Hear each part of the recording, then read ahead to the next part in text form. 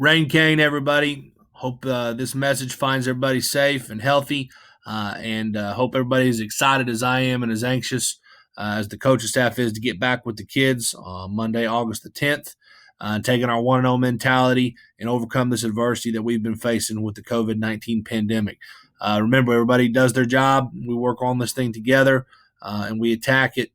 We're going to win, and we're going to do this thing the right way.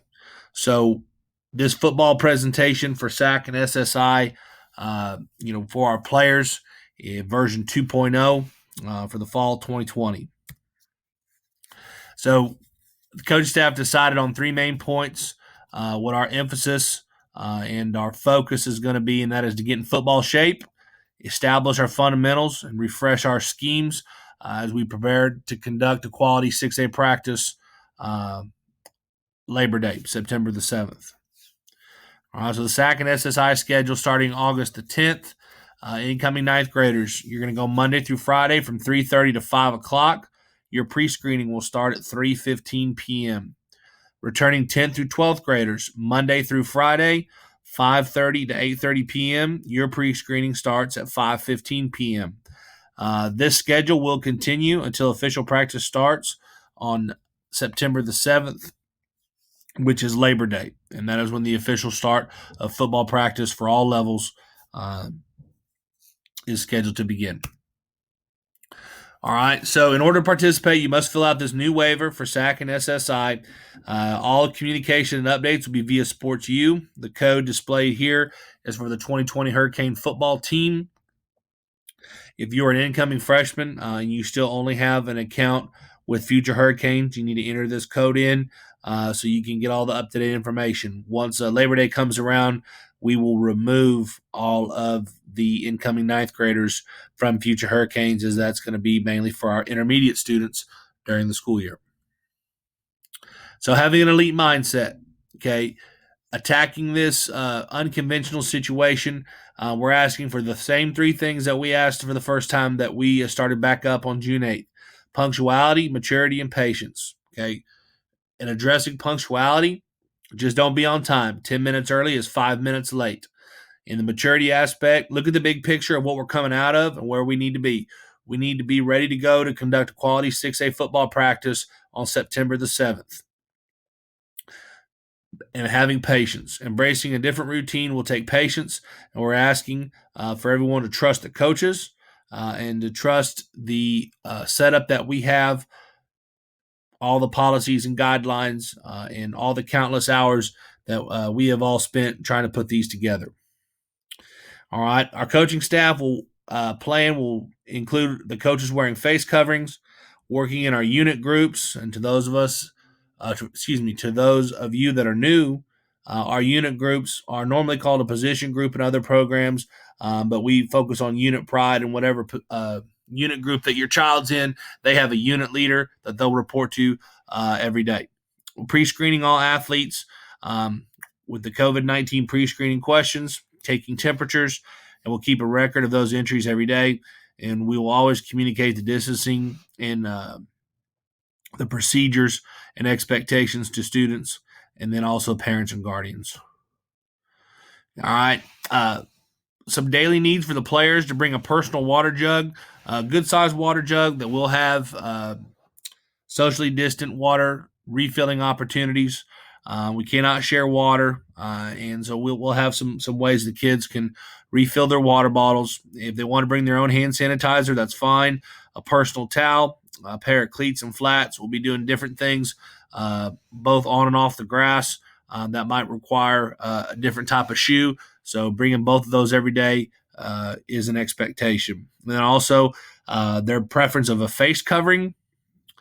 And, while they're competing, we're not going to make the face coverings mandatory, but there are going to be some times where we feel like it's best for them to have it on. And so they need to have one ready to do so. And then to carry all their stuff around in, we would suggest bringing a backpack or a drawstring bag because we still do not have locker room access. So campus arrival do's and don'ts. A lot of these are very similar to when we did our restart of strength and conditioning the first time. The pre-screening starts 15 minutes prior to workout. so they need to make sure to plan accordingly. And we will still have our workout squares on their designated fields.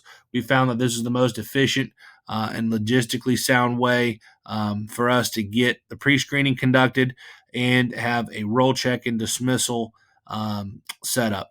And we just ask that everybody please do not be late. If for some reason you're running late that day, just please have your son communicate with his unit leader, and we can adjust accordingly. And do not socialize. Obviously, we're going to be excited to see each other and see your teammates, but it's very important you go to your designated areas and don't congregate or socialize with other student athletes. That's a big point of emphasis with all of the social distancing protocols.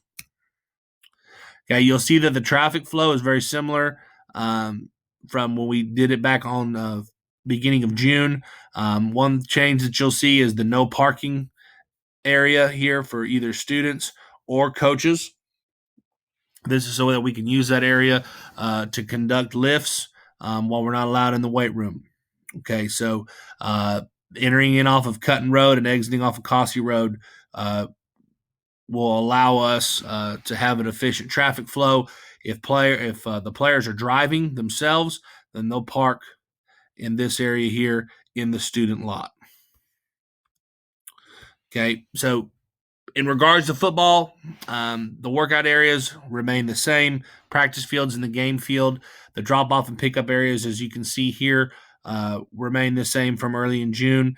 Where these areas are, there'll be socially distanced orange X's painted so the kids can stand and wait on their ride if the ride is not there when the workout is over.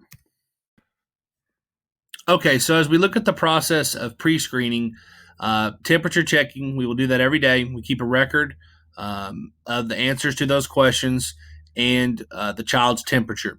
So at the start of each week, each athlete will be screened for symptoms and temperature. The rest of the week, each athlete will continue to get a temperature check. If an athlete has a 100.0 degree fever or greater, we'll make parent contact. Any other symptoms listed on the UAL guidelines, parents will be notified, the student will be sent home. We will follow a return to play protocol. Staff will check in daily with the family to monitor progress, ask to see if anyone else in the household has those symptoms. 72 hours after that resolution of respiratory symptoms or fever, and 10 days after initial symptoms are present, an athlete will be will be allowed to return to play. If an individual is confirmed to have COVID-19, everyone in that individual's group will have to self-isolate for 2 weeks, and the letter notifying all parents of positive diagnosis will be sent out. It's very important that kids always answer those pre-screen questions honestly. Obviously, there's no punishment, there's no judgment, but it is for everybody's safety, and it allows us to follow the protocols and procedures to the best of our ability when we get accurate information.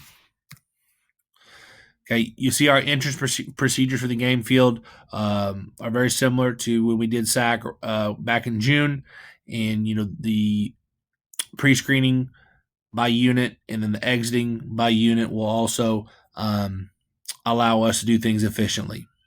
Okay, the entrance procedures to the practice field, we have a stadium side and a gate side, and again, there'll be pre-screening stations in the assigned squares for each unit. Okay, during the workout, just some do's and don'ts because there'll be more football-specific drills going on with sports-specific instruction. When kids are waiting to compete, waiting for their turn in the drill, they need to make sure to stay 6 feet apart when not competing. The socially distanced workout portion, is very, very important and cannot be overstated. That the success of us being able to conduct SSI and future football practices is to the kids understanding that they need to stay distanced during drills. Okay, if kids have issues with that and just cannot, for whatever reason, stay distanced, unfortunately, we'll have to send them home. That was not a problem earlier in the summer. We don't anticipate it being a problem now. We were very proud of how the kids handled themselves earlier in the summer. We continue to expect them to do that. Okay, the field layout will be very similar in regards to the pre-screening stations and then the arrival and dismissal portion. And then this is also how we'll check roll each day. Okay, so this at the end of the workout, we ask everybody to be patient when they're dismissed by their field leader and their unit leaders. They'll go to their designated area, go to their car if they're driving themselves, or to their ride if it's present. If not, then we ask them to wait on a social distance X before they leave.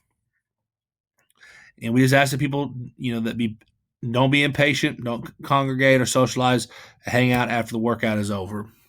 The exit procedures for the game field, you can see the home side, visitor side, kids will be dismissed to their respective rides home.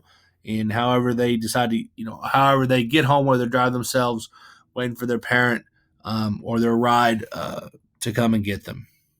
Same thing with the practice fields, two ways of exiting in order to avoid large gatherings. And we have a frequently asked questions document that anytime I get a good question from a player or a parent that I think that it's going to be information that will help other people, try to put it on there as to try to provide as much information as I can.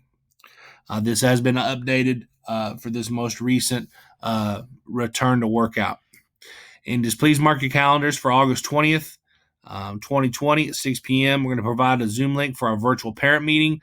This is normally a meeting that we have back in April, but obviously just because of the ever-changing situation, we have not felt good about the information that we've had to give you in terms of planning for the fall, and we hope to have some solid information in regards to fall practices and routines finalized by August the 20th. So again, super excited about getting back with the kids.